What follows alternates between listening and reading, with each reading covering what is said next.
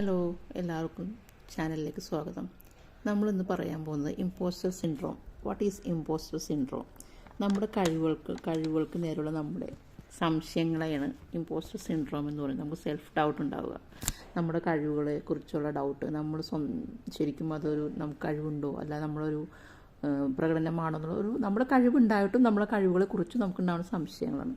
അതിനുള്ള 7 സിംറ്റംസാണ് ഞാനിവിടെ പറയാൻ പോകുന്നത്. അപ്പോൾ നമുക്ക് നമ്മളെന്തെങ്കിലും പ്രൊമോഷനോ അല്ലെങ്കിൽ പുതിയ പ്രൊജക്റ്റുകൾക്ക് വേണ്ടി ഏറ്റെടുത്ത് പുറത്തേക്ക് പോകുമ്പോൾ നമുക്ക് ചെയ്യരുത്, അത് ചെയ്താൽ ശരിയാവില്ല. കാരണം മറ്റുള്ളവർ ചെയ്യാൻ നമ്മളെ എത്ര പ്രോത്സാഹിപ്പിച്ചാലും അതത്ര സക്സസ് ആവുമോ, അത് ശരിയാവുമോ, ഞാൻ ചെയ്താൽ ശരിയാവുമോ എന്നുള്ളൊരു ഡൗട്ട് നമ്മളിൽ എപ്പോഴും ഉണ്ടായിക്കൊണ്ടിരിക്കും.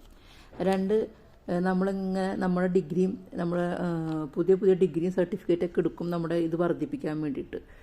കുറേ കാര്യങ്ങൾ നമ്മൾ റെസ്യൂമിൽ ചേർത്ത് വയ്ക്കും, കുറേ ഡിഗ്രികളെല്ലാം എടുത്തു വയ്ക്കും നമ്മൾ.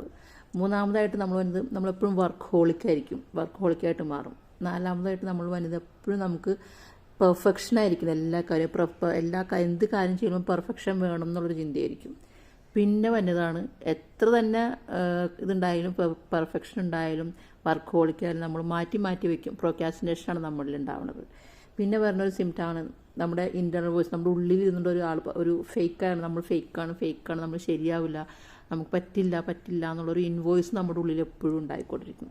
7ാമത് വരുന്ന സിംറ്റമാണ് നമുക്ക് എപ്പോഴും പുറത്തേക്ക് ഒരു ലജ്ജ, നമ്മളിൽ എപ്പോഴും ഉണ്ടാവുന്ന ഒരു വികാരം ലജ്ജ. എപ്പോഴും നമുക്ക് പുറത്തേക്ക് അത് നമ്മുടെ കഴിവുകളെ പ്രകടിപ്പിക്കാൻ നമുക്ക് എപ്പോഴും പറ്റിയെന്ന് വരില്ല. നമുക്കതൊരു എപ്പോഴും എന്താ പറയുക, നമ്മൾ ഇൻട്രോവേർട്ടായിട്ട് പോകും പരമാവധി. നമുക്ക് എല്ലാം അറിയാം, നമുക്ക് ചെയ്യാനുള്ള ആ ഒരു ഇത് വരും. പക്ഷേ ആ അവസാന നിമിഷത്തിൽ നമുക്ക് തന്നെ ഒരു ലജ്ജാ വികാരം കൂടുതലായിരിക്കും. നമുക്ക് നമ്മുടെ ഫാമിലി പ്രോബ്ലംസും നമ്മുടെ ചെറുപ്പത്തിലുണ്ടായ ഡ്രോമ, ഇതൊക്കെ കാരണം കൊണ്ടാണ് നമുക്കിത് വരുന്നത്.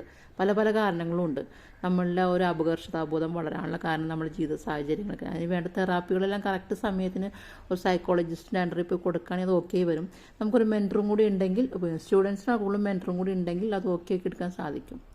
Okay, thank you.